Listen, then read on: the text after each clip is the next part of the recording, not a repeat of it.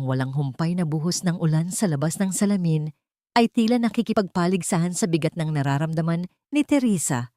Nasa loob siya ng kapeng barako, isang maliit at lumang kapihan sa gilid ng Makati, kung saan nagsasalubong ang mundo ng mga mayayaman at mga manggagawa. 2:00 ng hapon ang oras, kung kailan ang amoy ng nilagang kape ay humahalo sa amoy ng basang aspalto. Si Teresa sa edad na 42 ay nakasuot ng unipormeng kulay kape na may bahid ng mantsa sa laylayan ng apron. Ang kanyang buhok ay nakapusod ng mahigpit na nagpapakita ng kanyang mukhang walang kolorete, ngunit may angking amo na hindi maitatago ng pagod. Pinunasan niya ang mesa, gamit ang basahan. Ang kanyang mga galaw ay mabagal, ngunit pulido.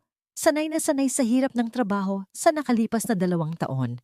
Mula sa labas suminto ang isang makintab na itim na sasakyan. Isang luxury sedan na tila isang banyagang bagay sa lugar na yon na puno ng mga jeepney at tricycle. Alam na ni Teresa kung sino ang lula nito.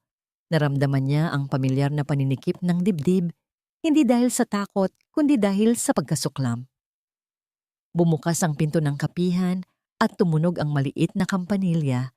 Sa itaas nito, hudyat na may pumasok na panauhin. Pumasok si Richard, ang kanyang asawa, o sa madaling salita, ang lalaking malapit na niyang maging dating asawa.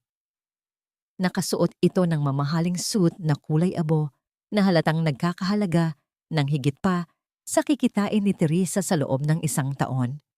Kasunod nito si Camille, ang babaeng ipinalit sa kanya. Bata, maganda, at puno ng artipisyal na kinang. Nakakapit si Camille sa braso ni Richard na parang isang tropeyong ayaw magpahawak sa iba. Napatahimik ang ilang customers sa loob.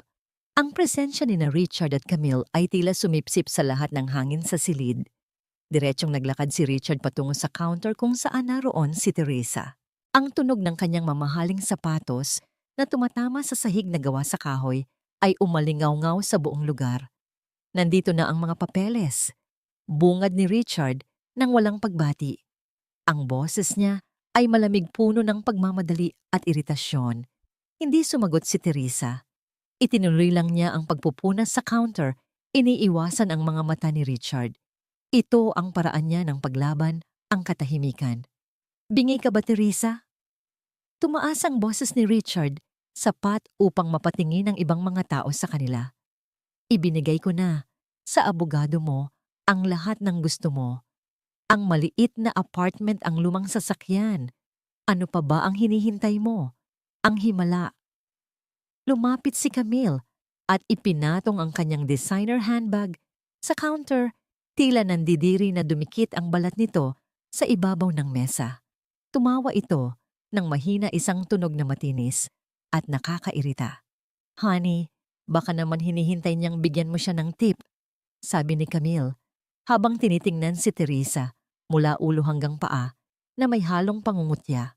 "Tingnan mo nga siya. Mukhang kailangan niya ng pambili ng sabon." Huminga ng malalim si Teresa. Ang bawat salita ay parang latigo, ngunit sinanay na niya ang kanyang sarili na maging manhid. Tumingin siya kay Richard ng diretso sa mata. Ang mga mata ni Teresa ay pagod ngunit matatag. "Nasaan ang ballpen?" tanong ni Teresa sa mababang boses. Ngumisi si Richard ng nakakaloko. Inilabas niya ang isang Mont Blanc na pluma mula sa kanyang bulsa at padabog na ibinagsak ang isang folder sa counter. Ang tunog ng pagbagsak ng folder ay gumulat sa isang matandang lalaki na umiinom ng kape sa kabilang mesa. "Pirmahan mo na. May dinner reservation kami ni Camille sa BGC. Ayokong malate dahil lang sa isang waitress na tulad mo." Utos ni Richard. Kinuha ni Teresa ang pluma. Nanginginig ng bahagya ang kanyang kamay, hindi dahil sa kahinaan, kundi dahil sa galit na pilit niyang pinipigil. Binuksan niya ang folder. Nakita niya ang mga salitang matagal na niyang inaasahan, "Dissolution of marriage." Habang binabasa ni Teresa ang huling pahina, inilabas ni Camille ang kanyang telepono. Nagsimula itong mag-video, itinutok ang camera sa mukha ni Teresa na nakayuko. "Hello guys! Nandito kami ngayon sa isang cheap na coffee shop," sabi ni Camille sa kanyang live stream, na parang nagbabalita ng isang masayang pangyayari. Tingnan niyo ang ex-wife ng baby ko. Signing the papers finally. Ganito ang nangyayari kapag hindi ka marunong mag-alaga ng asawa, girls. Napapalitan ka ng mas better. Napatingin si Teresa sa camera. Gusto niyang hablutin ang telepono at ihampas ito sa pader, ngunit pinigilan niya ang sarili. Alam niyang iyon ang gusto ni na Richard at Camille, ang makita siyang magwala, ang mawalan siya ng dignidad. Pakibilisan naman, reklamo ni Richard habang tinatapik-tapik ang kanyang relo. Ang bagal mo talagang kumilos, kaya hindi ka umasenso sa buhay eh. Puros ka bagal, puros ka drama. Sandali lang, sagot ni Teresa nang hindi tumitingin. Binabasa ko lang ang clause tungkol sa utang. Anong utang, bulyaw ni Richard? Ako ang nagbabayad ng lahat. Wala kang ambag sa buhay natin nung magkasama pa tayo, kundi ang maging pabigat. Kaya nga nandito ka ngayon. Nagpupunas ng table ng ibang tao. Habang ako, paakyat ng paakyat ang kumpanya ko. Isang kasinungalingan. Alam ni Teresa na ang kumpanya ni Richard ay nalulubog sa utang. Alam niyang ang marangyang pamumuhay nito ay galing sa mga loans na malapit ng singilin. Ngunit nanatili siyang tahimik. Mas matamis ang tagumpay kapag nakita na niya ang pagbagsak nito. Pumirma si Teresa. Ang tinta ng pluma ay dumaloy sa papel, nagmamarka ng katapusan ng 5 taong impyerno. Ayan, sabi ni Teresa, isinasara ang folder at iniabot ito kay Richard. Tapos na, malaya ka na. Hinablot ni Richard ang folder at tiningnan ang pirma na parang isang inspektor na naghahanap ng mali. Mabuti naman, siguraduhin mong hindi ka nalalapit sa akin kapag naubusan ka ng pambili ng bigas. Akmang aalis na sana sila nang biglang huminto si Camille. Tumingin ito sa tasa ng mainit na kape na nasa tabi ng counter na inihanda ni Teresa para sa isang customer. Isang masamang ngiti ang sumilay sa labi ni Camille. Ay wait, sabi ni Camille. Parang uhaw ako. Sa isang mabilis na galaw na nagkunwaring natapilok, tinabig ni Camille ang tasa ng mainit na kape. Ang mainit na likido ay tumapon ng diretso sa kanang kamay at uniforme ni Teresa. Napasinghap si Teresa sa sakit. Ang init ay kumagat sa kanyang balat na parang apoy. Agad niyang inilayo ang kanyang kamay at napahawak sa gilid ng counter. Ang kulay kaping mantsa ay kumalat sa kanyang madilaw na blouse. Oops, no?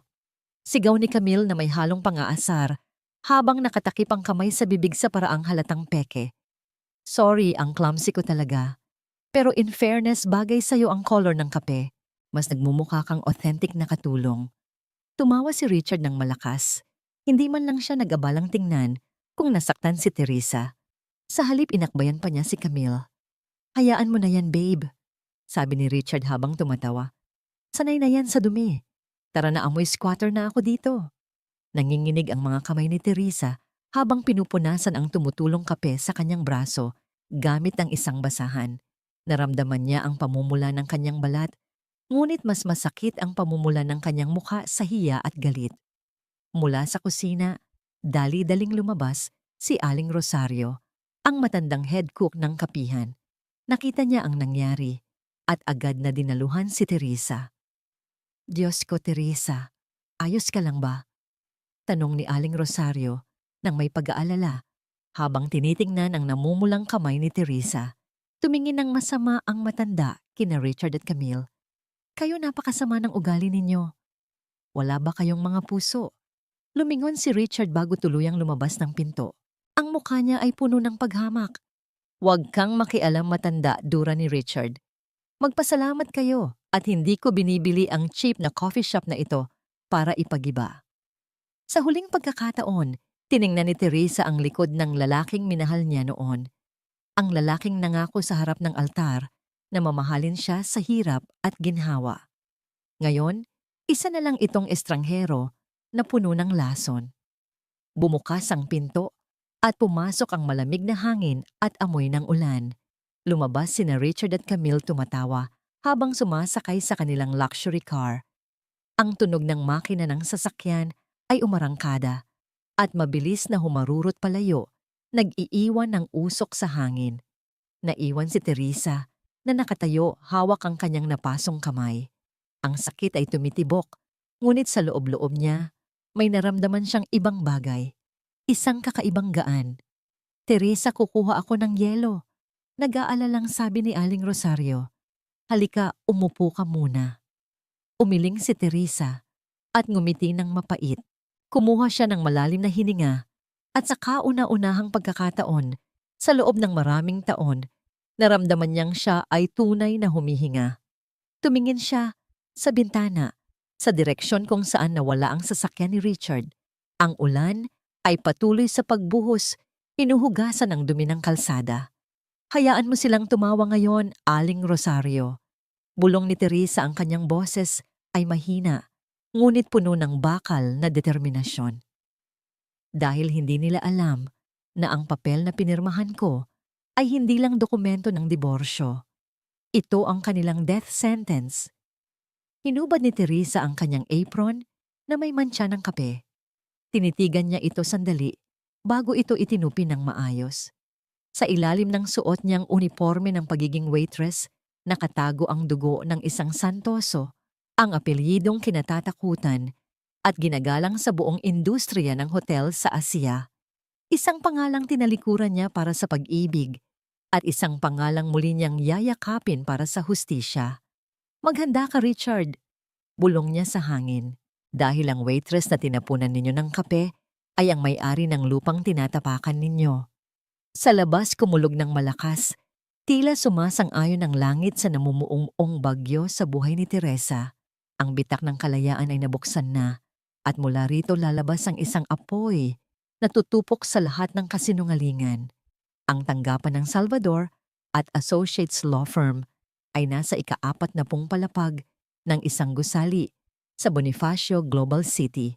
Mula sa malaking bintana, kitang-kita ang buong Metro Manila na tila maliliit na laruan sa ilalim. Ang silid ay amoy lumang libro at mamahaling furniture push. Taliwas sa ingay at gulo ng kapeng barako, kanina dito ay tahimik, malamig at punong-puno ng bigat ng kasaysayan. Nakaupo si Teresa sa isang leather chair. Nakapagpalit na siya ng damit, isang simpleng puting blusa at itim na pantalon na nabili niya sa ukay-ukay, ngunit malinis at plansado. Ang kanyang kanang kamay ay may benda dahil sa pasong natamo mula sa kape ni Camille. Sa harap niya ay nakaupo si Attorney Salvador, ang pinagkakatiwalaang abogado ng pamilya Santoso sa loob ng 50 taon. Ang matanda ay may puting buhok, makapal na salamin at mga matang puno ng awa, ngunit may halong paggalang. Teresa, iha, panimula ni Attorney Salvador, ang boses ay mababa at garalgal. Sigurado ka na ba talaga sa desisyon mong ito? Alam mong kapag tinanggap mo ang responsibilidad na ito, wala nang atrasan. Ang buhay mo bilang isang simpleng waitress ay maglalaho. Tumingin si Teresa sa isang oil painting na nakasabit sa dingding sa likod ng abogado. Larawan ito ni Don Antonio Santoso, ang kanyang lolo. Ang mukha nito ay istrikto matapang, ngunit may lungkot sa mga mata. Si Don Antonio ang nagtayo ng Santoso Hotel Group mula sa wala, isang imperyo ng 50 luxury hotels sa buong Asia. Wala na akong babalikan sa buhay na yon, attorney. Sagot ni Teresa ng mahinahon. Ang buhay na pinili ko noon, sinira na nila Richard. At siguro panahon na rin para harapin ko ang tadhana na tinakbuhan ko noong 21 taong gulang ako. Tumango ang abogado at binuksan ang isang makapal na steel box sa ibabaw ng mesa.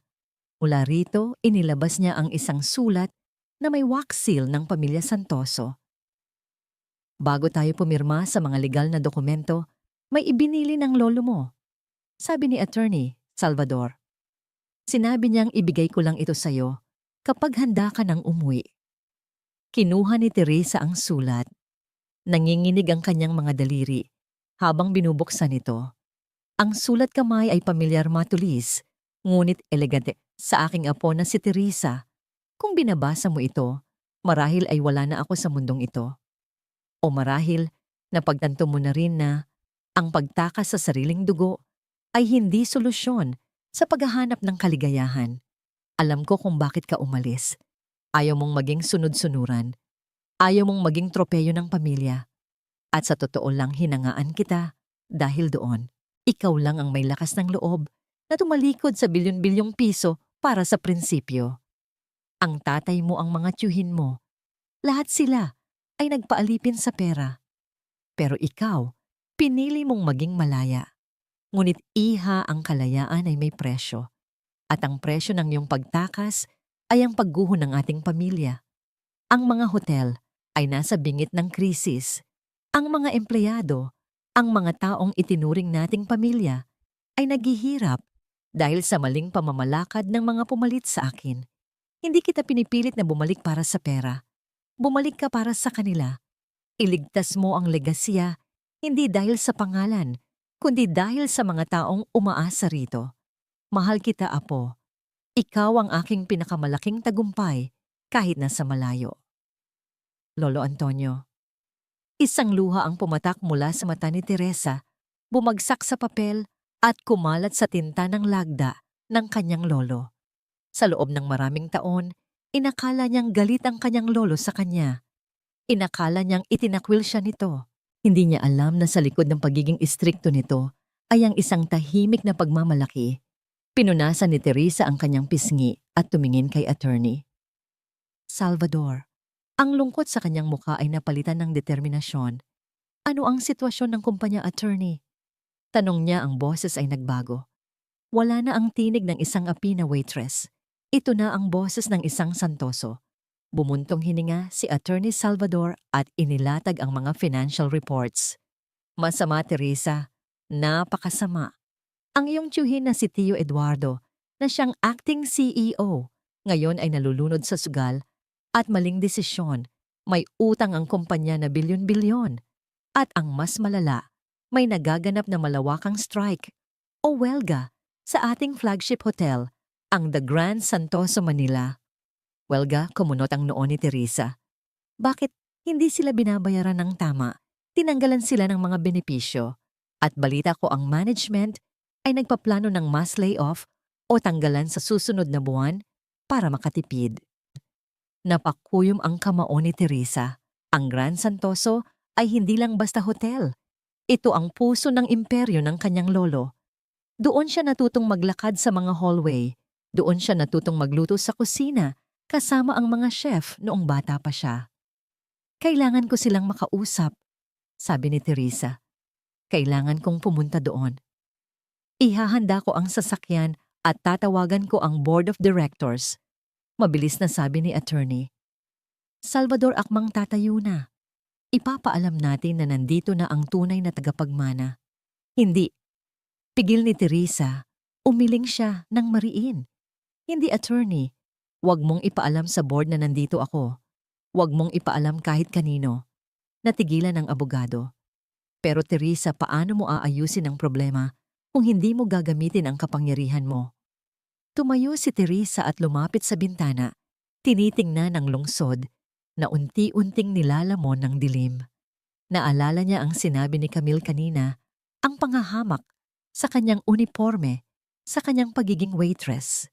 Naalala niya si Richard na tinawag siyang walang ambag.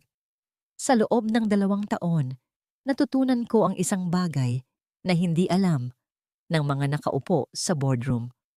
Sabi ni Teresa nang hindi lumilingon. Ang katotohanan ay hindi nakikita sa mga report at PowerPoint presentation. Ang katotohanan ay nasa baba, nasa kusina, nasa mga housekeeping card, nasa mga taong hindi pinapansin ng mayayaman. Humarap siya kay Attorney Salvador na may kakaibang kislap sa mga mata. Papasok ako sa Grand Santoso, hindi bilang CEO. Papasok ako bilang isang housekeeper. Nanlaki ang mga mata ni Attorney Salvador. Teresa, delikado. Yan ang gulo doon ngayon. At isa pa, ikaw ang may-ari. Hindi mo kailangang maglinis ng inidoro. Kailangan ko, attorney. Matatag na sagot ni Teresa. Kailangan kong malaman kung sino ang tapat. At kung sino ang ahas. Kailangan kong maramdaman kung ano ang nararamdaman nila. At higit sa lahat, hinawakan niya ang benda sa kanyang kamay. Gusto kong makita kung paano nila tratuhin ang isang hamak na empleyado.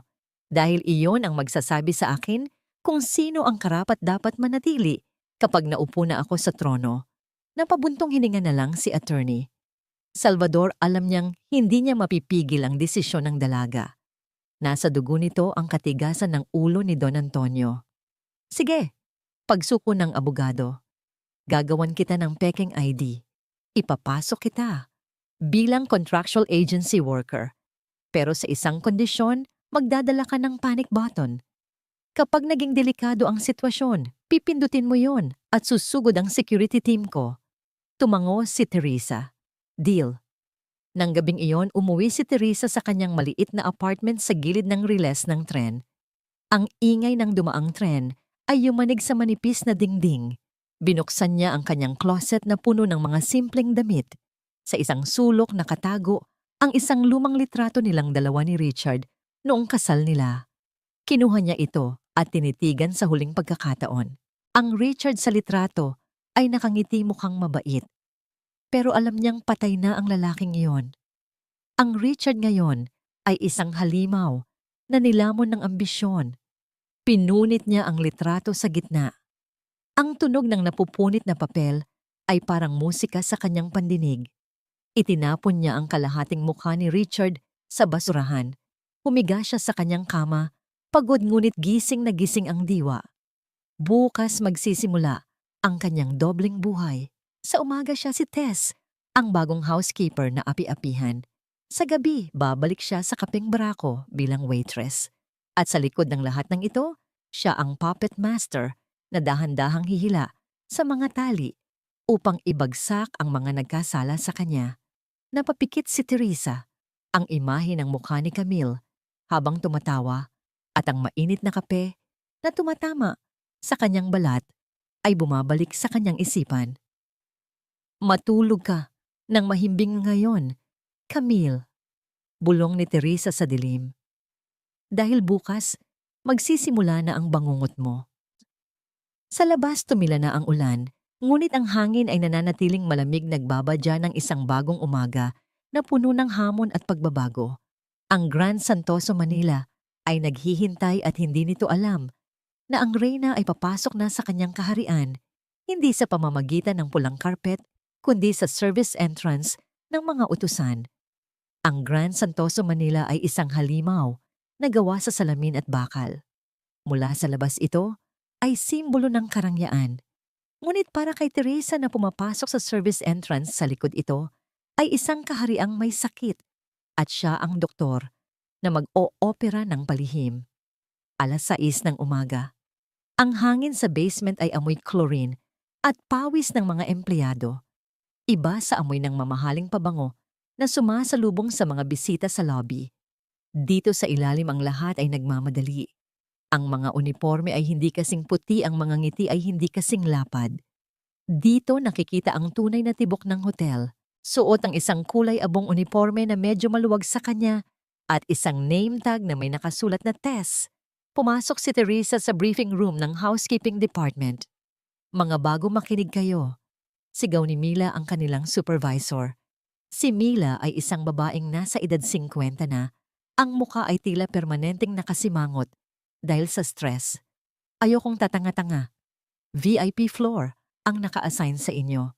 Ibig sabihin bawal ang pagkakamali. Isang hibla ng buhok sa sahig, isang mantsa sa salamin, tanggal kayo. Maliwanag, isang koro ng opo ma'am ang sumagot. Tahimik lang na tumango si Teresa. Pinag-aaralan ang bawat galaw ni Mila, ang bawat takot sa mata ng kanyang mga kasamahan. Ito ang kulturang nilikha ng kanyang tio Eduardo, isang kultura ng takot. Itinulak ni Teresa ang mabigat na housekeeping cart palabas ng elevator sa ika-20 palapag. Ang sahig dito ay natatakpan ng makapal at malambot na carpet. Ang mga dingding ay may mga artwork na nagkakahalaga ng milyon-milyon. Habang nililinis niya ang isang suite na iniwan ng isang politiko, hindi niya maiwasang mapailing. Ang silid ay halos hindi nagamit, ngunit nagkalat ang mga bote ng alak at mga tuwalya sa sahig. Isang malinaw na pag-aaksaya. Habang nag-aayos siya ng kama, narinig niya ang bulungan ng dalawang kasamahan sa kabilang silid. Narinig mo ba Baka raw sa susunod na linggo na ang tanggalan. Sabi ng isang babaeng may payat na boses. Paano na tayo? May pinapaaral pa naman akong kapatid. Sagot ng isa pa, ang boses ay nanginginig. Sana naman ayusin na ng mga Santoso ang gulo nila. Mula nang mamatay si Don Antonio, puro perwisyo na lang ang nangyari sa atin. Napatigil si Teresa sa kanyang ginagawa. Ang mga salitang yun ay tumusok sa kanyang puso. Sila ang mga taong ipinagbilin sa kanya ng kanyang lolo. At nagdurusa sila. Ang galit sa kanyang dibdib para kina Richard at Camille ay napalitan ng mas mabigat na damdamin responsibilidad. Buong umaga siyang nagtrabaho ng walang reklamo. Naglinis, nagkuskos, nagayos. Pinakinggan niya ang bawat kwento na ramdaman, ang bawat buntong hininga ng kanyang mga kasama. Dito hindi siya si Teresa Santoso ang tagapagmana. Dito siya si Tess, isa sa kanila. At mas malinaw niyang nakikita ang lahat. 3:00 ng hapon, pagod at amoy disinfectant, dumating si Teresa sa kapeng barako para sa kanyang pangalawang shift. Ang init at pamilyar na amoy ng kape ay tila isang yakap pagkatapos ng nanunuot na lamig ng aircon sa hotel. Anak, mukha kang pagod na pagod. Sa lubong ni Aling Rosario, inaabutan siya ng isang basong tubig. Sigurado ka bang kaya mo pa? Ngumiti si Teresa. Kailangan na Rosario. Para sa kinabukasan, ilang sandali pa lang siyang nagsisilbi nang bumukas na naman ang pinto ng kapihan. Pumasok si Richard, mag-isa. Ang mamahalin nitong suit ay lukot ang buhok. Ay bahagyang magulo at may maitim na bilog sa ilalim ng kanyang mga mata. Wala na ang kayabangan ng nakaraang araw. Ang naroon ay desperasyon. Diretso itong lumapit sa kanya. Teresa, kailangan nating mag-usap. Wala na tayong dapat pag-usapan, Richard. Sagot ni Teresa habang pinupunasan ng isang tasa. Ibigay mo sa akin ang singsing. Utos ni Richard, ang boses ay mahina, ngunit may diin. Yung singsing sa kasal natin. Napatigil si Teresa. Ang singsing na yon ay isang simpleng gintong argola lang, walang diamante. Ibinenta na niya ang lahat ng alahas niya noon para suportahan ang mga luho ni Richard at iyon na lang ang natira. Para saan? Tanong ni Teresa kahit alam na niya ang sagot. Kailangan ko ng pera. Halos pabulong na sigaw ni Richard. May mga utang na kailangan kong bayaran agad. Ibebenta ko. Akin naman, yon ako ang bumili. Tiningnan ni Teresa ang lalaki sa kanyang harapan. Ang dating hari ng kanyang mundo ngayon ay namumulot ng barya. Isang malamig na kasiyahan ang gumapang sa kanyang dibdib, ngunit hindi niya ito ipinakita. Dahan-dahan, hinubad ni Teresa ang manipis na singsing mula sa kanyang daliri. Ang daliri niya ay may marka na palatandaan ng 5 taong pagsusuot nito. Inilapag niya ang singsing sa ibabaw ng counter. Ang malamig na metal ay gumawa ng isang maliit na tunog.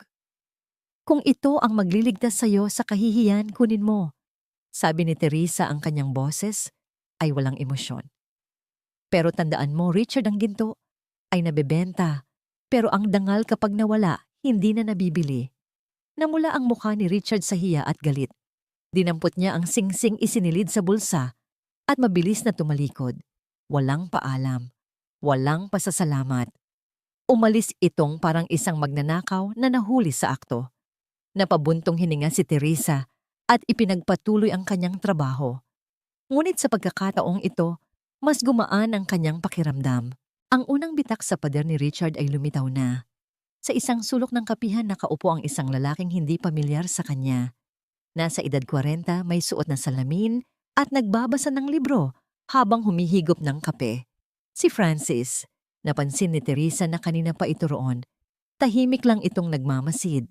Nakita kaya nito ang nangyari nang mag-aalas 7 ng gabi, paunti na ang mga tao. Nagsusulat si Teresa sa kanyang maliit na notebook mga obserbasyon niya mula sa hotel nang lumapit si Francis sa counter para magbayad.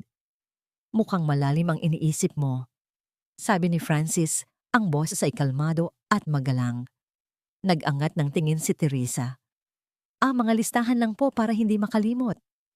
Tumango si Francis at ngumiti. Isang ngiting hindi mapanghusga. Ang buhay ay parang isang mahabang listahan. Hindi ba?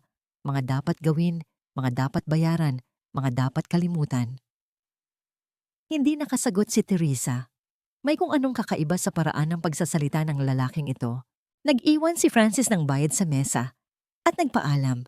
Nang lilinisin na ni Teresa ang kanyang pinag-inuman, napansin niyang iniwan nito ang librong binabasa. Akala niya ay nakalimutan lang, ngunit nang kunin niya ito, may nakita siyang isang maliit na sticky note na nakadikit sa pabalat. Para sa mga panahong tila masyadong mabigat ang kwento, sana'y makatulong.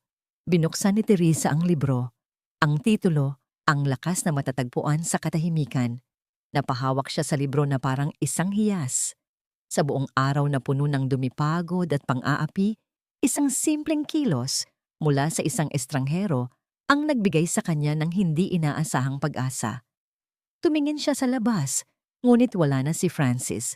Sa gabing iyon, habang nakahiga sa kanyang kama, hindi niya binilang ang mga problema. Sa halip binuksan niya ang unang pahina ng libro. Sa unang pagkakataon, sa loob ng napakatagal na panahon, naramdaman niyang hindi siya nag-iisa sa dalawang mundong kanyang ginagalawan. May isang taong nakakakita sa kanya hindi bilang waitress, hindi bilang biktima, kundi bilang isang taong may sariling kwento. Sa isang boardroom na malamig at halos walang palamuti sa ika-50 palapag ng Santoso Corporate Tower, nakaupo si Teresa sa dulo ng isang mahabang mesa na gawa sa mahogany. Suot niya ang pinakasimpleng itim na blazer at puting blouse na nahanap niya sa kanyang lumang aparador, ngunit sa silid na yon, siya ang pinakamakapangyarihan. Sa harap niya ay si Attorney Salvador at 2 dekalibreng financial analyst. Ang Pramono Holdings, ang kumpanya ni Mr. Richard Pramono. Simula ng isang analyst, itinuturo ang mga numero sa isang malaking screen. Ayon sa aming pagsusuri, lubog na sila sa utang bago pa man kayo maghiwalay. Gumagamit siya ng mga bagong pautang para bayaran ang mga lumang utang. Isang malaking bula na malapit nang pumutok. Hindi kumurap si Teresa. Tiningnan niya ang listahan ng mga bangko kung saan may utang si Richard. Isa sa mga pangunahing nagpapautang ay isang malaking bangko kung saan ang Santoso Hotel Group ay isa sa pinakamalaking depositor. Attorney Salvador. Sabi ni Teresa, ang boses ay kalmado, ngunit may bigat na parang bakal. Pakitawagan ang ating mga partners sa bangkong iyon. Sabihin mong ay patawag nila ang lahat ng utang ng Pramono Holdings. Gamitin ninyo ang Material Adverse Change Clause sa kanilang kontrata. Gawin ito ngayon din. Napatingin si Attorney Salvador sa kanya. Ito na ang hudyat. Ang unang pagbagsak ng martilyo. Masusunod, Chairwoman. Sagot ng abogado. May halong paggalang sa kanyang boses. Walang ngiti, walang anumang bakas ng paghihiganti sa mukha ni Teresa. Para sa kanya ito ay hindi personal. Ito ay business. Isang paglilinis ng basura na matagal nang dapat ginawa. Samantala, sa isang mamahaling penthouse na hinuhulugan pa lamang ang mundo ni na Richard at Camille ay nagsimulang gumuho. Anong ibig mong sabihin na frozen ang lahat ng accounts ko? Sigaw ni Richard sa kanyang telepono habang palingalinga sa silid na parang isang hayop na nakulong. Pati ang mga credit card ko tinanggihan. Paanong nangyari yon? Nakatayo si Camille sa tabi niya, nakapamaywang, ang muka ay puno ng galit at hindi pag-unawa. Richard, anong nangyayari? Tanong ni Camille. Ang boses ay matinis sa pagkataranta. May shopping spree ako mamaya. Paano ako magbabayad? Ibinagsak ni Richard ang telepono. Ang tunog ng pagtama nito sa pader ay umalingaw-ngaw. Wala na. Lahat ng bangko sabay-sabay na naniningil. Sinasabi nilang high risk na raw ang kumpanya. Imposible. May nangsira sa akin. Sino naman? Bulyaw ni Camille. Napahawak siya sa kanyang sentido. Nag-iisip ng malalim. Teka, mula nang pirmahan ninyo ang divorce papers, lahat ng kamalasan dumating. Masyadong nagkataon lang. Siya, sigurado akong may kinalaman ang bruhang yon. Si Teresa, tumawa si Richard ng mapakla. Ano namang magagawa ng isang hamak na waitress? Baka nga wala pa yung pambayad ng kuryente ngayon. Huwag kang tanga, Richard. Sigaw ni Camille. May mali sa kanya. May kakaiba sa kanya. Masyado siyang kalmado. Masyado siyang matatag para sa isang babaeng iniwan at pinagkaitan ng lahat. Magkano lang ba ang isang private investigator? Aalamin ko ang baho ng babaeng yan. Kinahapunan sa kapeng barako, kasagsagan ng dagsa ng mga customer. Payapa ang paligid. Naghahatid si Teresa ng mga order ngumingiti sa mga suki at nakikipagbiruan kay Aling Rosario sa kusina. Sa mga sandaling iyon, nakakalimutan niya ang bigat ng kanyang dalawang mundo.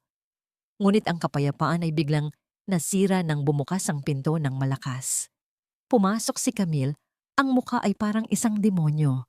Nagmartsa siya papasok nilampasan ang mga nakapilang kostumer at huminto sa gitna ng kapihan. Nasaan ang pitaka ko? Sigaw niya sapat upang mapahinto ang lahat ng tao sa kanilang ginagawa. Ang buong lugar ay napuno ng katahimikan. Lumingalinga si Camille na parang naghahanap bago biglang itinuro ang daliri niya kay Teresa na nooy nagpupunas ng mesa. Ikaw akusa niya. Ikaw ang kumuha, kanina ka lang malapit sa mesa ko. Bago ako umalis, magnanakaw ka. Napatingin ang lahat kay Teresa. Ang ilan ay may pagdududa, ang iba ay may awa. Napatayo si Teresa ng tuwid binitiwan ng basahan at hinarap si Camille nang walang takot. Camille, wala akong kinukuha, sabi ni Teresa ng mahinahon. Baka naman naiwan mo lang sa sasakyan mo. Sinungaling. Bulyaw ni Camille. Lumapit ito at dinuro-duro si Teresa sa mukha. Alam kong ikaw yan. Dahil mahirap ka, dahil desperada ka, akala mo makakaganti ka sa akin sa ganitong paraan.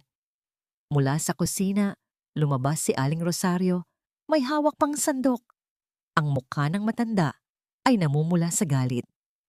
Hoy, babaeng walang modo! Sigaw ni Aling Rosario, humarang sa pagitan ni Camille at Teresa. Huwag mong pagbibintangan ang anak-anakan ko. Dito sa kapihan na ito, walang magnanakaw, lalo na si Teresa.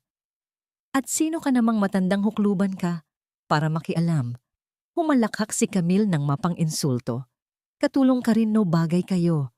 Maghanap ka na lang ng kuto sa buhok mo at huwag kang sumabat sa usapan ng mayayaman. Sa sobrang galit itinulak ni Camille si Aling Rosario. Isang malakas na tulak ang pinakawalan nito. Nawalan ng balanse ang matanda at bumagsak ito sa sahig ng semento. Isang malakas na kalabog ang umalingaw-ngaw sa buong kapihan kasabay ng pagsinghap ng mga nakakita. Sa isang iglap, nagbago ang lahat sa mukha ni Teresa. Nawala ang pagtitimpi. Nawala ang kalmadong maskara. Ang mga mata niya ay nag-apoy sa isang galit na hindi pa nakikita ni Numan. Sa isang kilos na mas mabilis pa sa isang kisap mata, humakbang si Teresa, papalapit kay Camille. Isang tunog na malutong at malakas ang pumuno sa buong kapihan. Ang sampal ni Teresa ay dumapo sa pisngi ni Camille ng buong lakas. Napalingon ang mukha ni Camille sa gilid at agad na namula ang bahaging tinamaan. Ang lahat ay natigilan. Pati ang orasan sa dingding ay tila huminto sa pag-ikot. Nanginginig sa gulat at sakit si Camille habang hawak ang kanyang pisngi. Tumingin siya kay Teresa na parang hindi makapaniwala. Huwag mong sasaktan ang pamilya ko. Sabi ni Teresa, bawat salita ay mabagal, malinaw at puno ng panganib. Ano? Magnanakaw? Pulis. Tawagin niyo ang pulis. Nauutal na sigaw ni Camille nagsisimula nang umiyak hindi sa sakit kundi sa matinding kahihiyan. May isang costumer na tumawag nga sa pulisya. Sa loob ng ilang minuto, dumating ang dalawang unipormadong pulis. Ang eksena ay magulo. Si Aling Rosario ay inaalalayan ng ibang empleyado. Si Camille ay humahagulgol habang itinuturo si Teresa at si Teresa ay kalmadong nakatayo na parang isang estatwa. Anong nangyayari dito? Tanong ng isang pulis. Ninasaan niya ako at sinampal. Sumbong ni Camille. Tumingin ang pulis kay Teresa mula sa simpleng suot nito hanggang sa name tag na Tess. Halata sa mukha ng pulis ang paghuhusga. Hindi nagsalita si Teresa. Kalmado siyang kumuha ng telepono mula sa kanyang bulsa. Isang pindot lang ang ginawa niya. Walang sinabi. Miss, kailangan niyo pong sumama sa presinto, sabi ng pulis kay Teresa. Bago pa man makagalaw si Teresa, dalawang itim na sasakyan ang huminto sa tapat ng kapihan. Mula rito, bumaba ang apat na lalaking nakasuot ng itim na suit. Mabilis silang pumasok. Ang isa sa kanila ay si Attorney Salvador. Mga opisyal ako, ang abogado ni Miss Santoso, sabi ni Attorney. Salvador, ang boses ay puno ng autoridad. Anumang reklamo ay idaan ninyo sa akin. At para sa kaalaman ng lahat, ang buong insidenteng ito ay nakuna ng CCTV camera ng establishmentong ito. Natigilan ang mga pulis. Natigilan si Camille. Santoso, may kopya na kami ng video. Dagdag ng isa pang abogado, hawak ang isang tablet. Malinaw dito ang paninirang puri at pisikal na pananakit na ginawa ni Miss Camille sa isang senior citizen. Namutla si Camille. Ang kanyang mga luha ay biglang natuyo. Tiningnan niya si Teresa na nananatiling tahimik sa isang sulok. Ang pagdududa sa kanyang isipan ay lumaki at naging isang malaking tanong na puno ng takot. Umalis na kayo, Miss Camille, sabi ni Attorney Salvador. O gusto ninyong kami ang magsampa ng kaso ngayon din? Walang nagawa si Camille kundi ang magmarcha palabas. Ang mukha ay puno ng pagkatalo at kahihiyan. Bago siya tuluyang makalabas, lumingon siya at tinitigan ng masama si Teresa. Hindi na ito tingin ng pang-aapi, kundi tingin ng isang taong nakakita ng multo. Sino ka ba talaga, Teresa? Tanong ng kanyang mga mata. Nang makaalis na ang lahat agad, na dinaluhan ni Teresa si Aling Rosario. Nay, ayos lang po ba kayo? Ayos lang ako, anak. Sagot ng matanda, hinahaplos ang braso. Pero ikaw, ang tapang mo. Ngumiti si Teresa ng malungkot. May mga bagay po talagang hindi kayang bilhin ng pera at hindi kayang apihin ng kahit sino. Ang pamilya po ay isa roon. Habang naglilinis sila ng kalat, alam ni Teresa na ang laban ay nagsisimula pa lang. Ang pagsampal niya kay Camille ay hindi lang isang ganti. Ito ay isang deklarasyon. Ang reyna ay nagising na at hindi na siya muling magpapaapi. Ang sampal na yon ay hindi lang yumanig sa mukha ni Camille. Yumanig ito sa buong pundasyon ng kasinungalingan na kanilang binuo. Habang si Teresa ay kalmadong nag-aasikaso kay Aling Rosario at sa mga nag-aalalang customer, si Camille naman ay nagmamadaling umuwi sa kanyang penthouse. Ang isip ay isang nagngangalit na bagyo ng galit-hiya at higit sa lahat pagdududa. Ang reyna ay nagising na at hindi na siya muling magpapaapi. Ang katahimikan sa loob ng mamahaling penthouse ay mas nakakabingi kaysa sa sigawan. Nakatayo si Camille sa harap ng isang malaking salamin, pinagmamasdan ang namumulang marka ng 5 daliri sa kanyang pisngi. Ang bawat pulso ng sakit ay isang paalala ng kanyang matinding pagkatalo. Hindi ako makapapayag na ganito lang.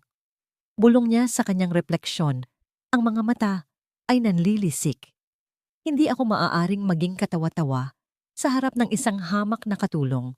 Dumating si Richard, ang mukha ay gusot sa pag-aalala. Camille, ano ba ang nangyari? Tumawag ang bangko, kinakansela na nila ang loan application para sa bagong kotse mo dahil daw sa iskandalo. Humarap si Camille, ang kanyang mga luha ay tuyo na at napalitan ng isang malamig na determinasyon. Iyon na nga, Richard. Hindi ba't kahina-hinala? Isang sampal lang mula sa isang waitress, apektado na agad ang loan ko. May koneksyon. Mayroon siyang ginagawa. Imposible. Umiling si Richard. Nakita mo ba ang tinitirhan niya? Ang suot niya. Galing yon sa aking bulsa noon. Walang-wala ang babaeng yon. Kung gano'n alamin natin. Kinuha ni Camila ang kanyang telepono at nag-dial. Tatawagan ko si Ricardo, yung private investigator na sinabi ng kaibigan ko. Kahit magkano babayaran ko. Gusto kong malaman ang bawat butil ng dumi sa buhay ni Teresa. Ang pamilya niya, ang mga kaibigan niya, kahit ang basurang itinatapon niya, gusto kong malaman ang laman. Kinabukasan, isang lalaking may manipis na bigote at madulas na buhok ang nakaupo sa loob ng isang kupas na kotse sa kabilang kalsada sa tapat ng kapeng barako. Si Ricardo. Ang kanyang mga mata ay parang sa isang buwitre, matalas at laging naghahanap ng mabibiktima. Buong araw niyang pinanood si Teresa. Ang paraan ng pagtatrabaho nito ay simple, ang mga galaw ay ordinaryo. Walang bakas ng pagiging mayaman. Ngunit may isang bagay na hindi tugma. Ang tindig nito. Kahit na nakayuko, habang nagpupunas ng mesa ang likod ni Teresa, ay nananatiling tuwid. May dignidad sa kanyang bawat kilos na hindi mo makikita sa isang taong sanay sa hirap. Sa kabilang banda, ang relasyon ni Teresa at Francis ay nagsimulang mamukadkad sa gitna ng kaguluhan. Kinabukasan, pagkatapos ng insidente, dumating si Francis sa kapihan hindi para magkape, kundi para kumustahin siya. Nakita ko sa balita sa internet ang nangyari kahapon. Sabi ni Francis, habang nakatayo sa counter ang boses ay puno ng pag-aalala. Hindi ko itatanong kung ano ang nangyari, pero itatanong ko kung kumusta ka. Ang simpleng tanong na yon ay mas tumagos pa kay Teresa kaysa sa anumang salita ng pakikiramay. Ayos lang ako. Mas nag-aalala ako para kay Aling Rosario. Ang pag-aalala mo para sa iba, sa kabila ng sarili mong pinagdaanan. Iyan ay isang katangiang bihira na lang ngayon, sabi ni Francis. Kung may kailangan ka kahit anong tulong, huwag kang mag-atubiling sabihin. Nagsimula silang magkita sa labas ng kapihan.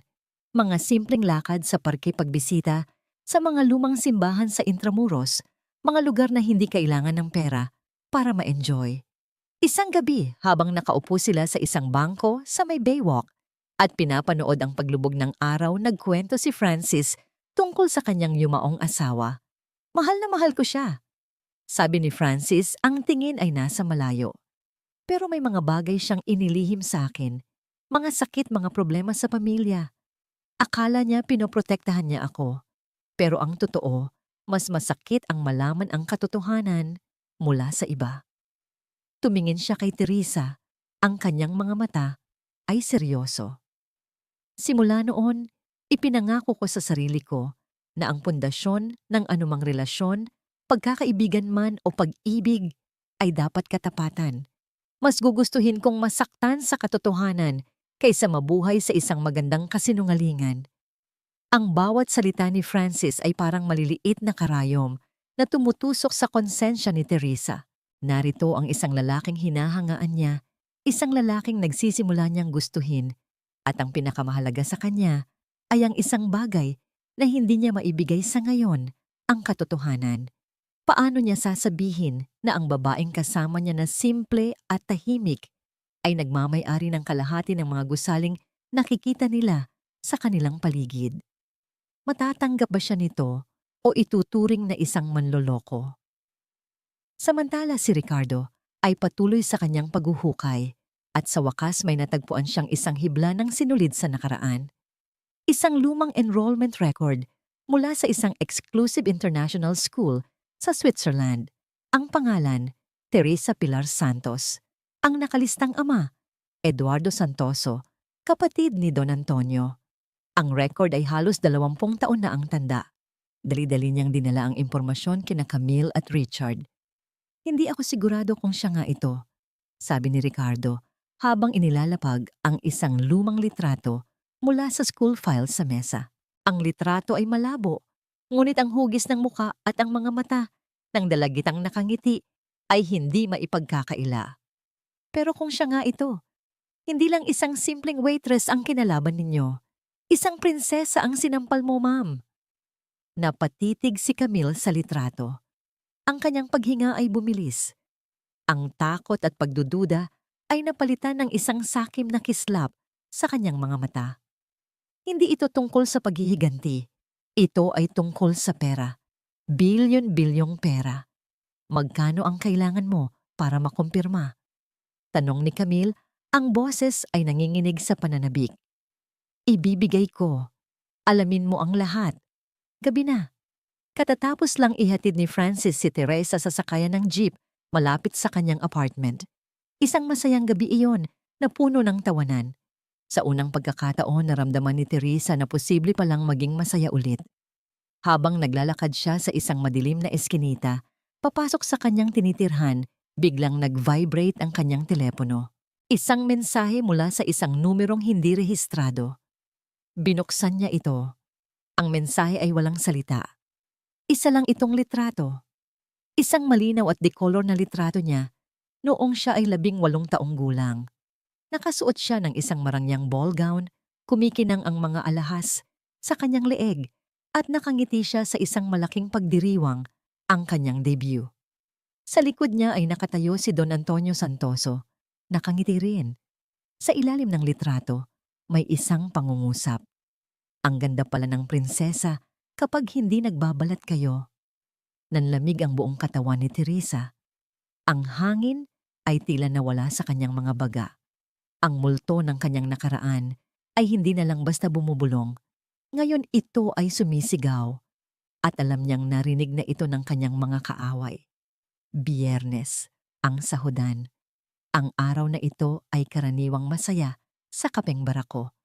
Ngunit ang Biyernes na ito ay may dalang kakaibang bigat sa hangin, isang katahimikan, bago ang isang perpektong bagyo. Alam ni Teresa na darating sila. Naramdaman niya ito sa kanyang mga buto. Matapos ang natanggap niyang mensahe, alam niyang ang laro ng pagtatago ay tapos na. Tanghali. Puno ang kapihan. Naghahatid si Teresa ng isang bandehadong kape nang biglang bumukas ang pinto ng malakas. Pumasok si Richard at Camille, hindi sila nag-iisa. Kasama nila ang private investigator na si Ricardo at sa likod nila ay may dalawang lalaking may dalang malalaking video camera. Mga reporter mula sa isang online gossip show. Ang mga kamera ay agad na itinutok kay Teresa.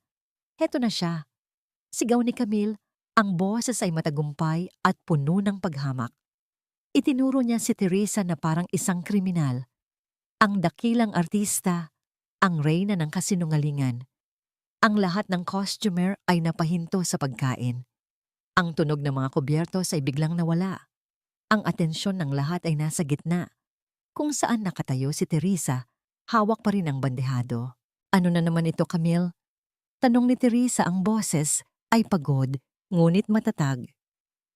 Huwag ka nang magkunwari. Lumapit si Richard, ang mukha ay isang pinaghalong galit at sakim na pananabik. Alam na namin ang lahat. Alam na namin kung sino ka talaga, Teresa Pilar Santoso. Ang pagbanggit sa buo niyang pangalan ay umalingaw-ngaw sa buong kapihan. May ilang napasinghap. Si Aling Rosario ay lumabas mula sa kusina. Ang muka ay puno ng pagkalito. Ipinapakilala namin sa inyo. Pagpapatuloy ni Camille, nagsasalita sa harap ng kamera na parang isang host ng sarili niyang palabas. Ang babaeng nagpanggap na mahirap para takasan ang obligasyon niyang hatiin ang kayamanan sa kanyang asawa noong sila'y nag-divorce. Isang multibilyonaryang tagapagmana na nagtatago sa likod ng isang maruming apron. Ang mga paratang ay sunod-sunod, bawat isa ay masakit at mapanira. Ang mga kamera ay nakatutok sa bawat reaksyon sa mukha ni Teresa. Ngunit hindi siya kumibo. Ang kanyang mukha ay isang blangkong pader, hindi nagpapakita ng takot o gulat. Hindi lang yan, dagdag ni Richard. Ginamit niya ang kapangyarihan niya para sirain ang kumpanya ko, para bangkarotehin ako. Ito ba ang klase ng tao na dapat pagkatiwalaan? Isang ahas na nagbabalat kayo. Lumapit si Mang Vicente, ang matandang may-ari ng kapihan. Teka, anong gulo ito sa pamamahay ko? Umalis kayo kung manggugulo lang kayo. Itinulak ni Richard si Mang Vicente. Hindi ito isang marahas na tulak, ngunit sapat na para mawalan ng balanse ang matanda at mapasandal ito sa isang mesa na nagpatumba sa mga tasa at platito. Huwag kang makialam dito, matanda. Bulyaw ni Richard. Usapan ito ng mga mayayaman, hindi mo tulebel. Ang pagtulak kay Mang Vicente ang huling patak. Dahan-dahan inilapag ni Teresa ang bandehado sa pinakamalapit na mesa. Ang kanyang mga galaw ay mabagal kontrolado. Tumingin siya sa paligid, sa mga mukha ng kanyang mga katrabaho, sa mga customer na naguguluhan. At sa wakas, tumingin siya ng diretso sa lente ng kamera. Tapos na ba kayo sa inyong palabas? Tanong ni Teresa, ang kanyang boses ay hindi malakas, ngunit ito ay tumagos sa bawat sulok ng silid. Pinatahimik ang lahat. Ha? Umpisa pa lang ito. Ngumisi si Camille. Isusumbong ka namin. Kakasuhan ka namin ng panloloko. Hindi sumagot si Teresa. Sa halip kinuha niya ang kanyang telepono. Isang simpleng text message lang ang ipinadala niya. Ngayon na. Sa labas ng kapeng barako, sa kabilang kalsada, isang tanawin ang unti-unting nabubuo na hindi pa nakikita sa simpleng lugar na yon. 3 makintab na itim na Mercedes-Benz. Huminto ang mga ito sa tapat ng kapihan sabay-sabay. Ang mga tao sa labas ay napahinto sa paglalakad. Bumaba mula sa mga sasakyan ang 8 lalaking nakasuot ng itim na suit, kumikilos ng may disiplina na parang mga Secret Service agent. Pinrotektahan nila ang paligid. At mula sa gitnang sasakyan, bumaba si Attorney Salvador. Ang pinto ng kapeng barako ay bumukas. Ang lahat ay napatingin. Pumasok si Attorney Salvador, kasunod ang 2 pang abogado.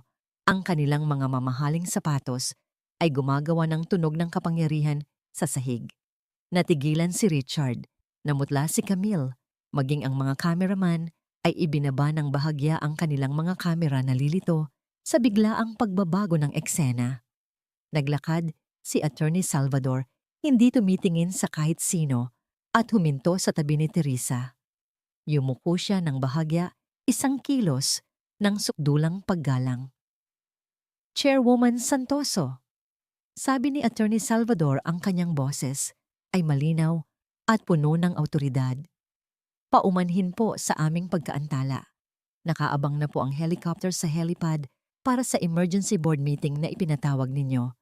Ang salitang chairwoman ay parang isang bombang sumabog sa loob ng kapihan. Napaawang ang bibig ni Richard. Ang kulay sa kanyang muka ay biglang nawala. Si Camille ay napaurong, ang kanyang mga mata ay nanlalaki sa hindi makapaniwalang pagkamangha.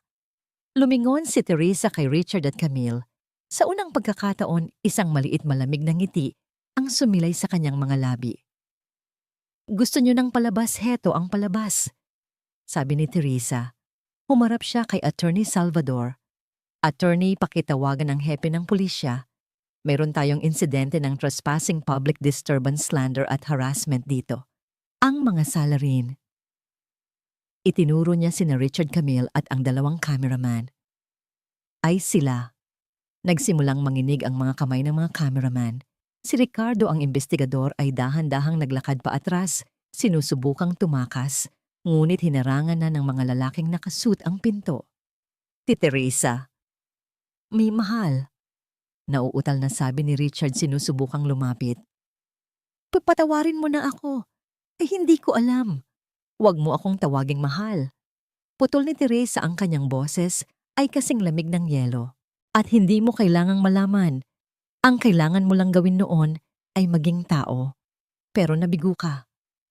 Tumingin siya kay Camille, na ngayon ay nakasandal sa pader, nanginginig sa takot. At ikaw, sabi ni Teresa, gusto mong malaman kung sino ako. Ako ang babaeng magpapatikim sa'yo kung ano ang pakiramdam ng maging basura. Huminga ng malalim si Teresa. Hinubad niya ang kanyang maruming apron.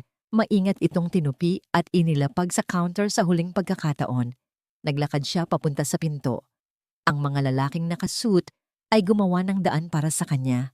Bago siya tuluyang lumabas, huminto siya at lumingon kay Mang Vicente at Aling Rosario.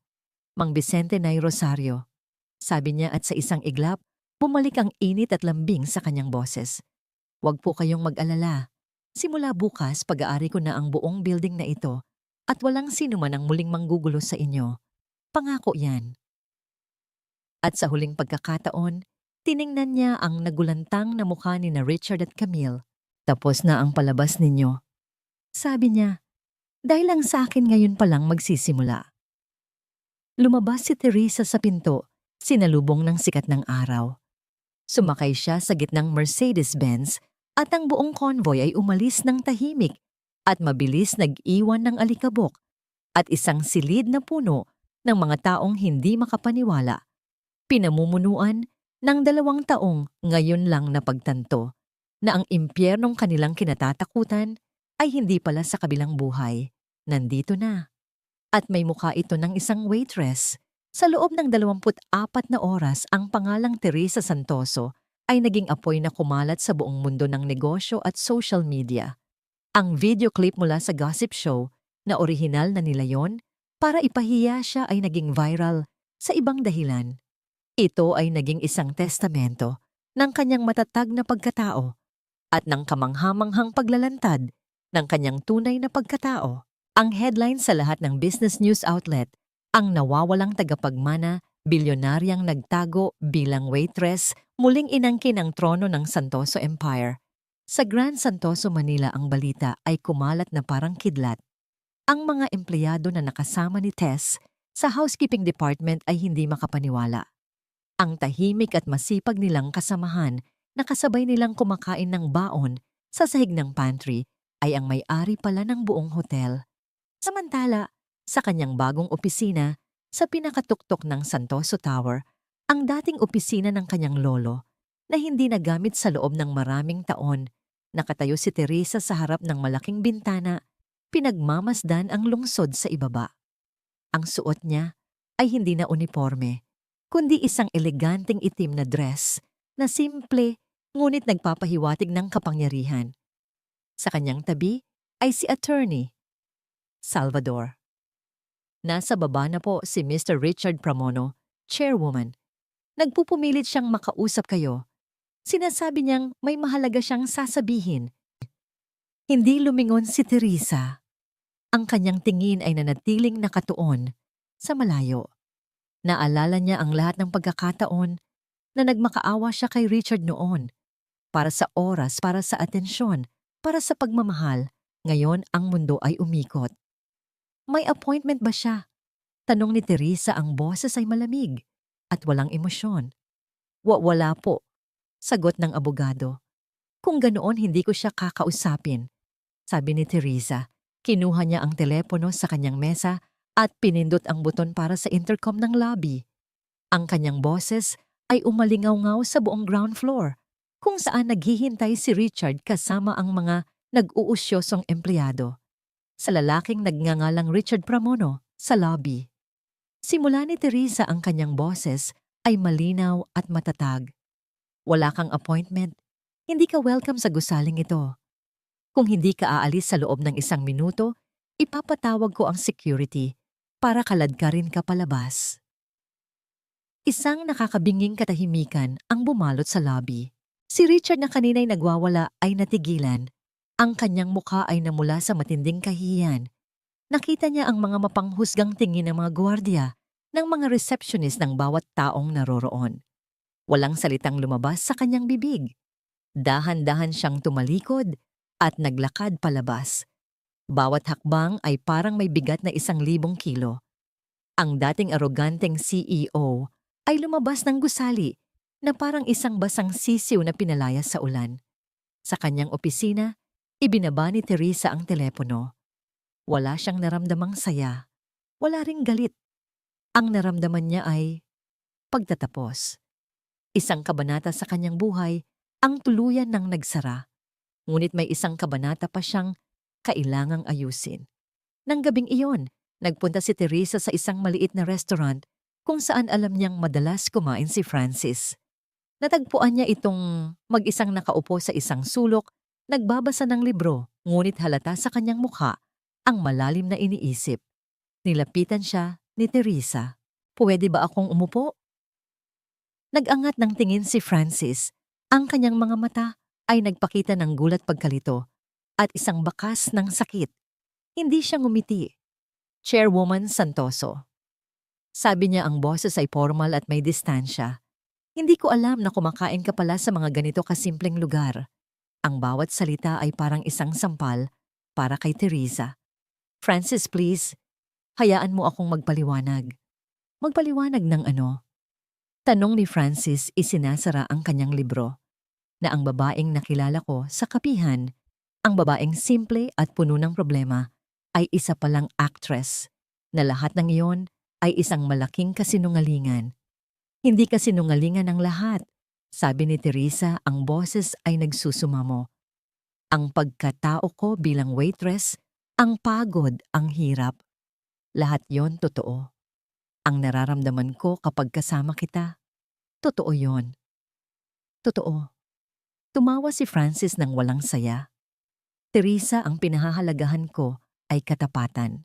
Ilang beses tayong nag-usap, ilang beses kitang tinanong kung kumusta ka.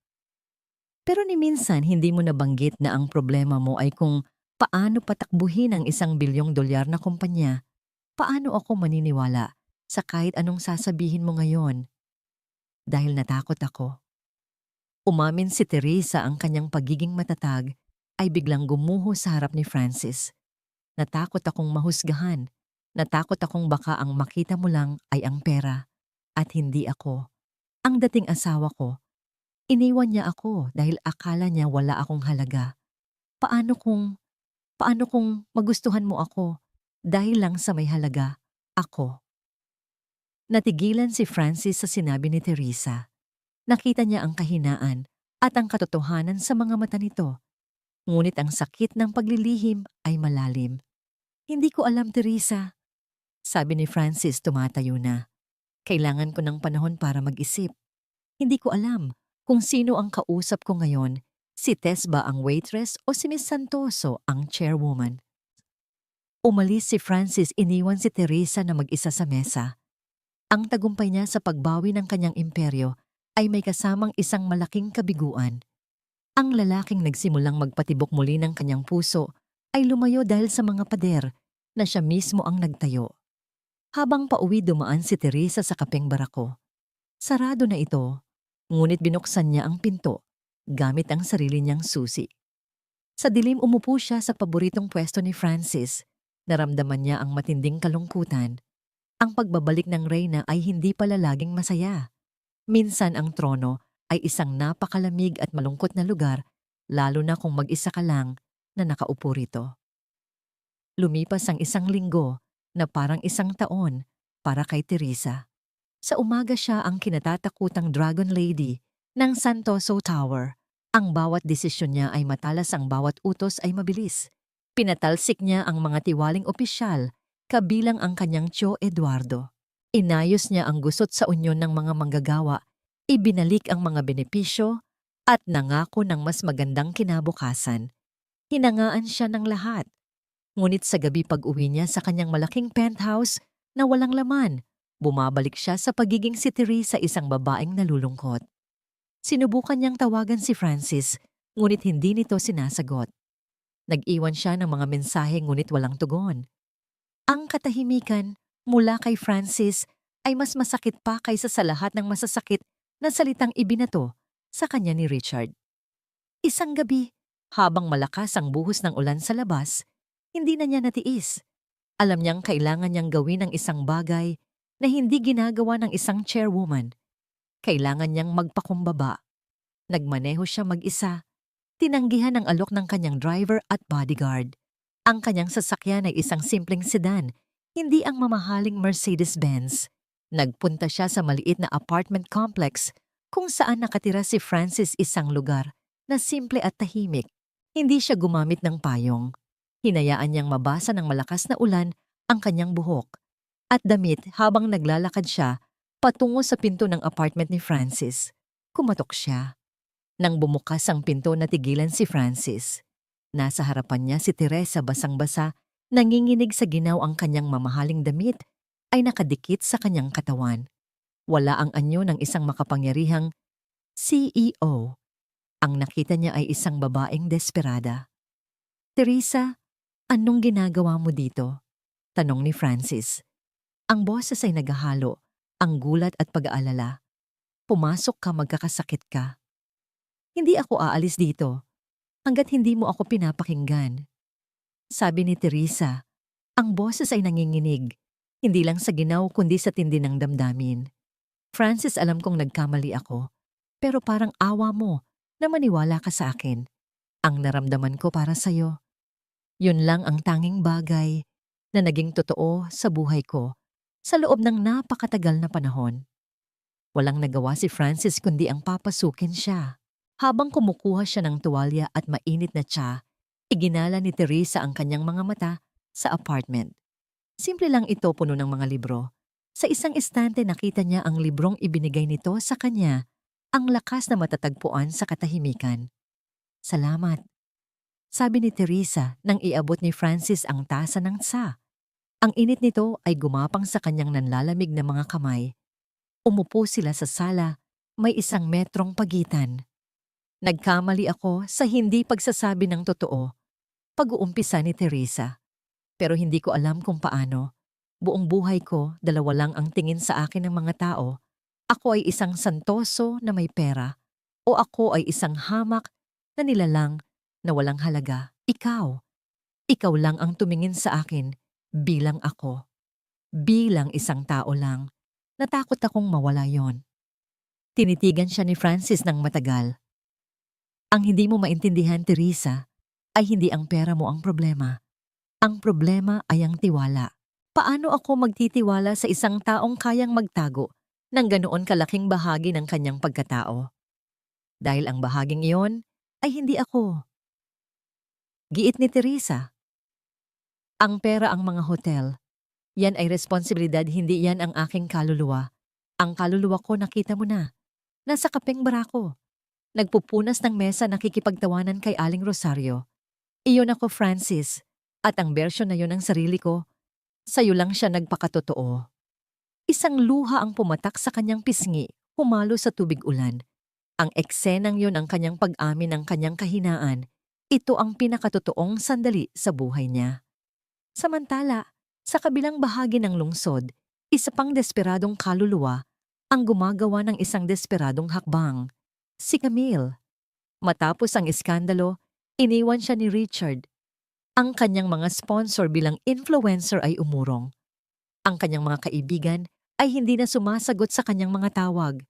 Wala na siyang pera. Wala na siyang kapangyarihan. Ang natitira na lang sa kanya ay galit.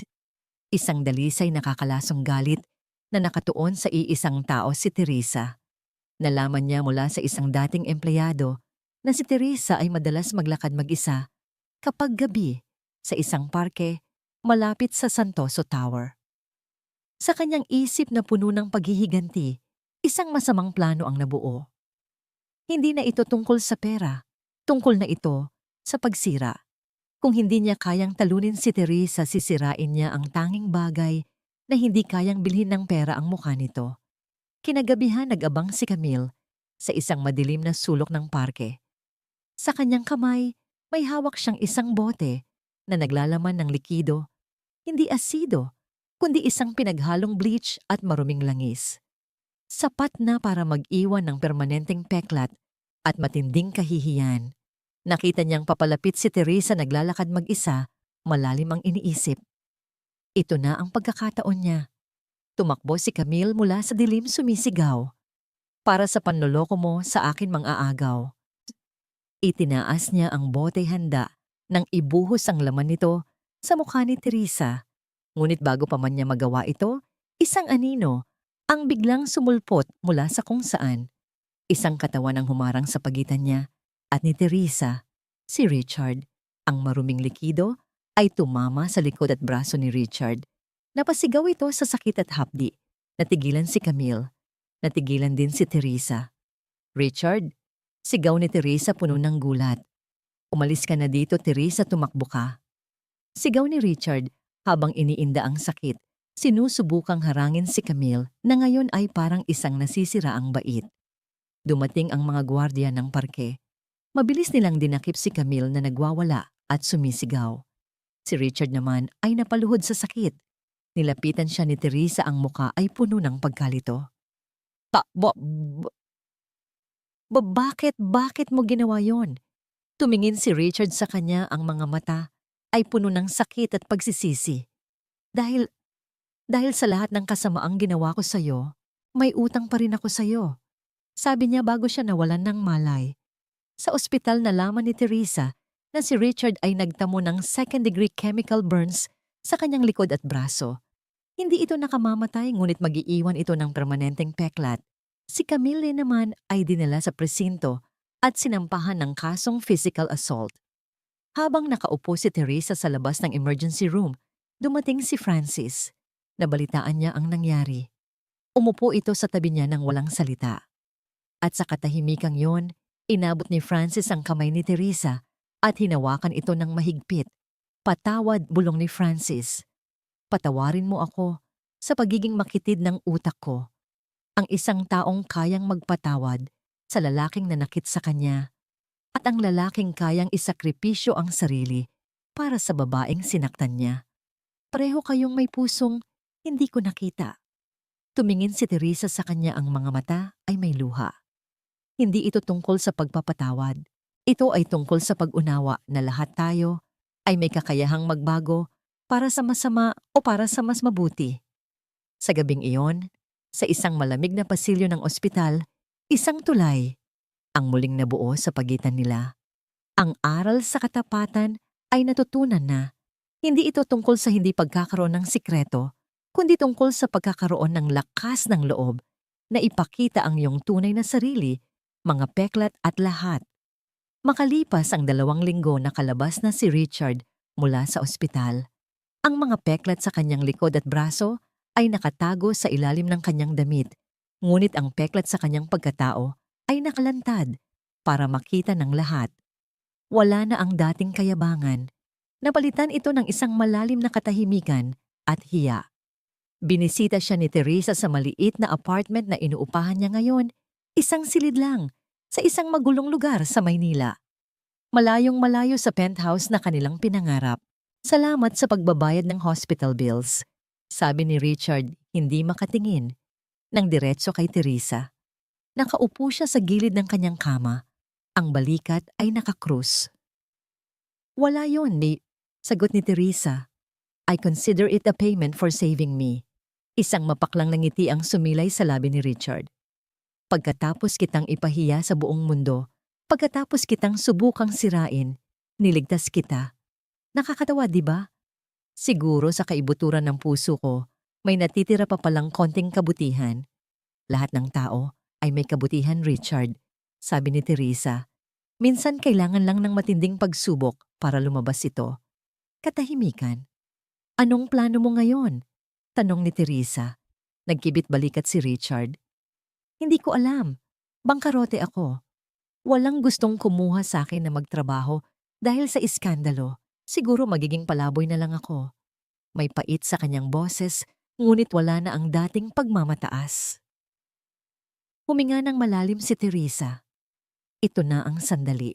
Ang desisyong ito ang magpapatunay kung sino siya talaga, isang mapaghiganting reyna o isang pinunong may puso. May alok ako sa'yo, sabi ni Teresa. Nag-angat ng tingin si Richard, ang mga mata ay puno ng pagtataka. Mayroon kaming bagong bukas na hotel sa pinakamalayong probinsya sa Palawan. Maliit lang ito, isang boutique hotel para sa mga eco-tourist, pagpapatuloy ni Teresa. Kailangan nila ng mga tauhan. Walang nakakakilala sa iyo doon. Pwede kang magsimula ulit. Anong posisyon? Tanong ni Richard, isang maliit na kislap ng pag-asa ang nabuhay sa kanyang mga mata. Manager, supervisor. Umiling si Teresa. Hindi. Tumingin siya ng diretso kay Richard. Magsisimula ka sa pinakamababa. Utility staff. Tagalinis ng pool, tagabuhat ng mga bagahe, tagalinis ng common areas. Minimum wage. Walang special treatment. Iyon ang alok ko. Take it or leave it. Napaawang ang bibig ni Richard. Mula sa pagiging CEO, ngayon ay tagalinis. Ang kahihiyan ay malinaw sa kanyang mukha. Gusto niyang tumanggi, gusto niyang magalit.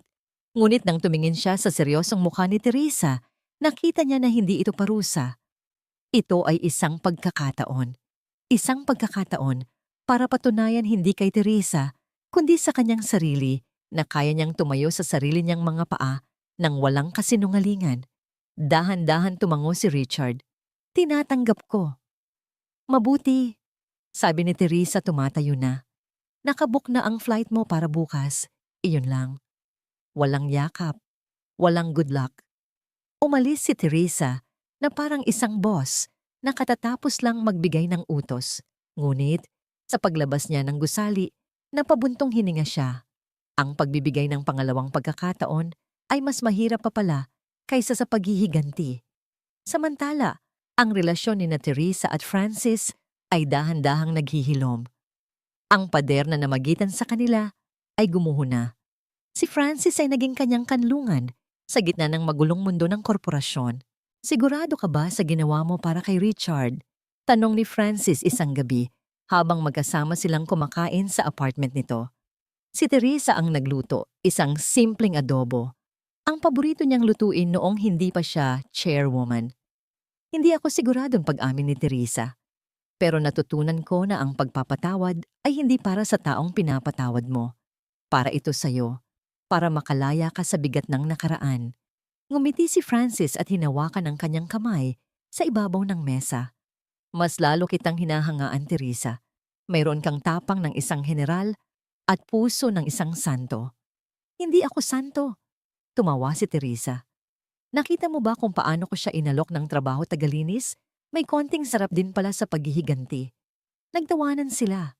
Sa mga sandaling iyon, hindi sila ang bilyonaryang CEO at ang respetadong propesor. Sila lang si Tess at si Francis 2 taong nakahanap ng kapayapaan sa piling ng isa't isa. Isang buwan ang lumipas. Nakatanggap si Teresa ng isang email mula sa manager ng kanilang hotel sa Palawan. Ito ay isang simpleng ulat tungkol sa mga empleyado. Ngunit may isang talata na nakakuha ng kanyang pansin. Regarding Mr. Richard Pramono, our new utility staff, I must say I am impressed. At first, he was quiet and seemed lost. But over the past few weeks, he has shown incredible work ethic. He is always the first to arrive and the last to leave. He does his job diligently without any complaint. Last week, a guest child fell into the pool, and he jumped in without hesitation to save the child even before the lifeguard could react. The guests were very grateful. He is slowly earning the respect of his colleagues. Pagkatapos basahin ang ulat, isinara ni Teresa ang kanyang laptop. Hindi siya ngumiti. Hindi rin siya sumimangot. Ngunit sa kaibuturan ng kanyang puso, naramdaman niya ang isang maliit na paggaan. Marahil posible pala talaga. Posible para sa mga tao na magbago. Posible para sa mga nasirang bagay na muling mabuo. Sa pag-angat niya ng kanyang tingin, nakita niya ang kanyang refleksyon sa salamin ng bintana ng kanyang opisina. Sa likod niya ay ang malawak na tanawin ng lungsod. Sa unang pagkakataon, hindi na niya nakita ang dalawang magkaibang tao, ang waitress at ang chairwoman. Ang nakita niya ay iisang babae lang. Isang babaeng buo. Isang babaeng nakahanap ng lakas, hindi sa kanyang kayamanan, kundi sa kanyang kakayahang magpatawad at magsimula muli. Isang babaeng handa ng magmahal nang walang takot. Makalipas ang 1 taon, ang kapeng barako ay hindi na isang simpleng kapihan lang. Ito ay naging isang simbolo. Sa tulong ni Teresa, ito ay na-renovate, pinanatili ang luma at maginhawang itsura, ngunit inayos ang kusina, dinagdagan ang sahod ng mga empleyado at ginawang isang lugar kung saan ang mga ordinaryong tao at mga bigating CEO ay maaaring magkape ng magkatabi, walang anumang harang. Sa isang magandang hapon ng Sabado, ang kapihan ay sarado sa publiko. Ito ay pinalamutian ng mga puting bulaklak at maliliit na ilaw. Sa gitna nakatayo si Teresa, suot ang isang simpleng puting bestida na abot hanggang tuhod. Walang mamahaling alahas, tanging isang ngiti na mas makinang pa sa anumang diamante. Sa kanyang tabi ay si Francis, nakasuot ng isang disenteng barong.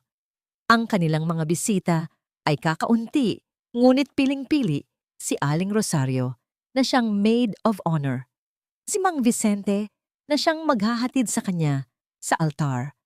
Ang mga anak ni Francis at ilang tapat na empleyado mula sa kapihan at sa hotel. Walang media, walang magarbo. Isang simpleng seremonya ng kasal para sa 2 taong nakahanap ng pag-ibig sa pinakahindi inaasahang paraan. Tinatanggap mo ba, Francis, si Teresa bilang iyong kabiyak sa yaman at sa simpleng pamumuhay sa opisina at sa kapihan hanggang sa kahuli-hulihan? Tanong ng pari na isa ring suki sa kapihan. Tinatanggap ko. Sagot ni Francis, ang kanyang mga mata ay nakatuon lamang kay Teresa. At ikaw, Teresa, tinatanggap mo ba si Francis bilang iyong kabiyak sa likod ng mga spreadsheet At sa likod ng counter, sa hirap at ginhawa hanggang sa kahuli-hulihan. Tinatanggap ko. Sagot ni Teresa, ang kanyang boses ay puno ng kagalakan at kapayapaan. Sa isang sulok tahimik na nanonood, ang isang hindi inaasahang bisita. Si Richard, payat siya ngayon at medyo maitim ang balat dahil sa araw, ngunit ang kanyang mga mata ay malinaw. Pinayagan siyang umuwi ni Teresa mula sa Palawan para lamang sa okasyong ito. Hindi bilang isang dating asawa, kundi bilang isang saksi sa isang kwentong siya mismo ang naging bahagi. Nang maghalika ng bagong kasal, pumalakpak si Richard kasama ng iba. Ang palakpak niya ay hindi pakitang tao. Ito ay totoo. Dahil sa wakas, naintindihan na niya. Ang tunay na kayamanan na nawala sa kanya ay hindi ang pera ng mga santoso, kundi ang pagmamahal ng isang babaeng tulad ni Teresa. Pagkaraan ng 15 taon, ang opisina ng chairwoman ng Santoso Hotel Group ay may bago ng itsura.